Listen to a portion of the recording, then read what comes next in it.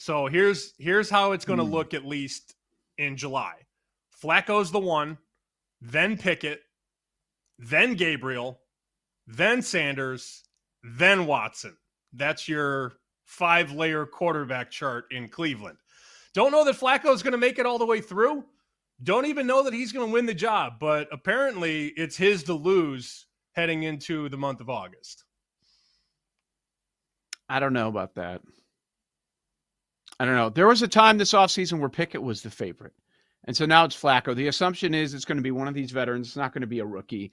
But last I saw, as far as the odds, it was Sanders as the second favorite, who was the 5th-round pick. It should, common sense would say, okay, that's a quarterback they don't like as much. But because of the Sanders steam you're always going to get, people are going to bet on that. I have no idea. Maybe Jonathan Peterlin will have some insight on that of who the starting quarterback is going to be in week number 1. The schedule is brutal. You would look at a team that won 3 games a year ago, and most would assume, okay, the schedule is going to soften, even though life in the AFC North is always very challenging. Nope. As far as win total, they have the second most difficult schedule in the NFL. Here's how it starts. Cincinnati, Baltimore, Green Bay, Detroit, Minnesota. That could easily be 0-5. And the season is basically a wrap. Obviously, much softer schedule after that, but that's how they have the second toughest. What a start. Bengals, Ravens, Packers, Lions, Vikings. I mean, I have no interest in betting their win total over. And I probably shouldn't say that. I shouldn't be that bullish on anything, because you always have to consider all the things that could go right or could go wrong. Like if they get great play from the quarterback position and they can run the ball, maybe they can string a couple wins together. You just don't know about the mentality of the room. And if you do start 0-5 or 1-4, does the team just turn on the coaching staff? That's always a possibility in the NFL. And if they have to go to Dylan Gabriel or Shedeur Sanders at 1-4, 0-5, it could be one of those seasons where this team wins 2 or 3 games. Like, you can't rule that out. I, again, repeat what I said. I have very little interest going over the win total. And if we get our Browns guest to come on and say over, I will probably like the under even more, which isn't fair to the guest. But I mean, like, what are you looking at if you're an over guy? Like, what is your angle on the over for season wins? I don't know what it is.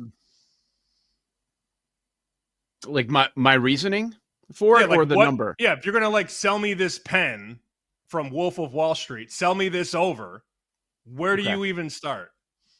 You start with the defense. You have a dominant defense, and yes, the scoring was a problem, but no matter who ends up being the quarterback the majority of the year, we're going to find a guy. Out of these 4 new guys, we're going to find a guy. Because when Watson goes down to the Achilles injury a year ago, we really didn't have any answers. Sure, Jameis Winston could throw a couple of games for 300 yards, but we know the Jameis Winston story. He's going to turn the ball over again and again, and you're not going to end up winning. Maybe you could put up some points, but you're not going to end up winning ball games. And you look at the other guys that got some run. DTR played, Zappy played. I mean, these are guys that shouldn't be playing at this level. So even if we get down to the rookies, at least there's upside there.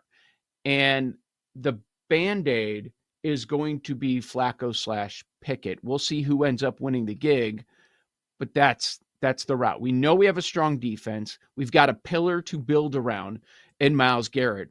We've had a lot of offensive line issues. Not that they're untalented. It's just the injuries. Like every single week, you would look at that Browns injury report, like, okay, the 2 tackles are injured. The guards are questionable as well. They changed some things up. So hopefully they're a much healthier unit.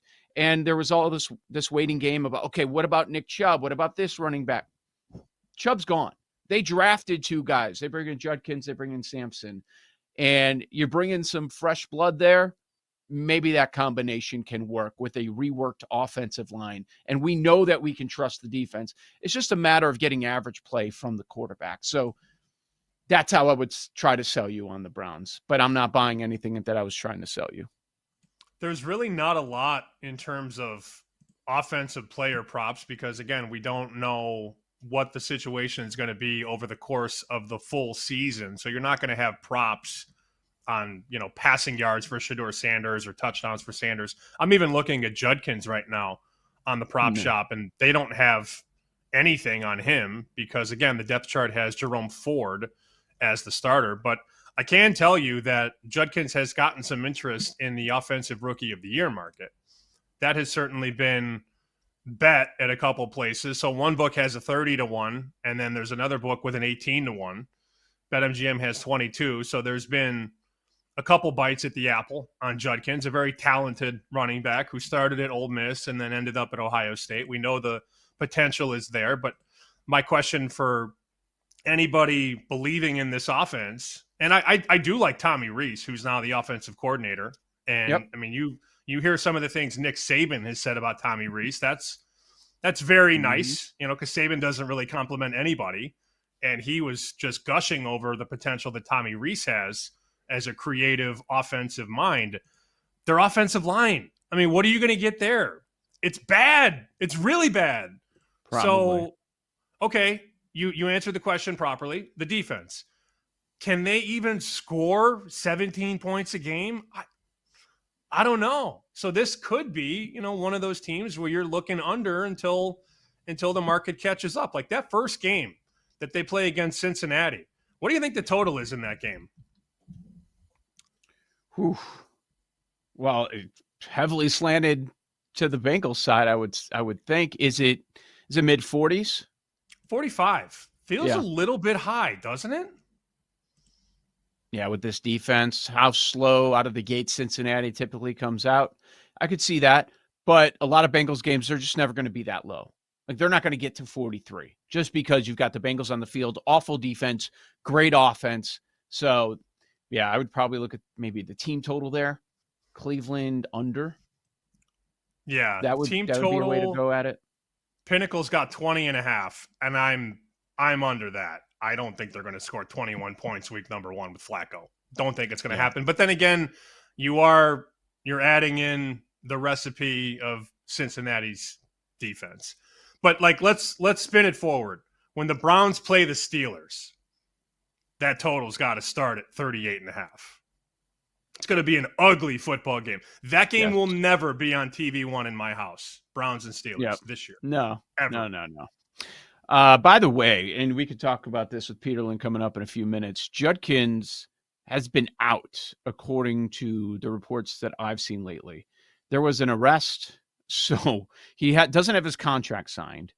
There's a delayed arrest, they called it, that he's been dealing with. So he's got a lot going on. So Judkins, I'm not saying it's critical right now in later July. Everybody's just getting there, but as the rookie, if you're behind and they drafted another rookie running back, man, that could be tough. I don't know that I would bet on Judkins now until that thing is figured out. Contract, off the field, and then he's actually in camp. Prices on the team in terms of division, they're as high as 35-1 to win the AFC North. Don't do it. To win the AFC, 125-1 at BetMGM. To win the Super Bowl, BetMGM 300-1. No thanks.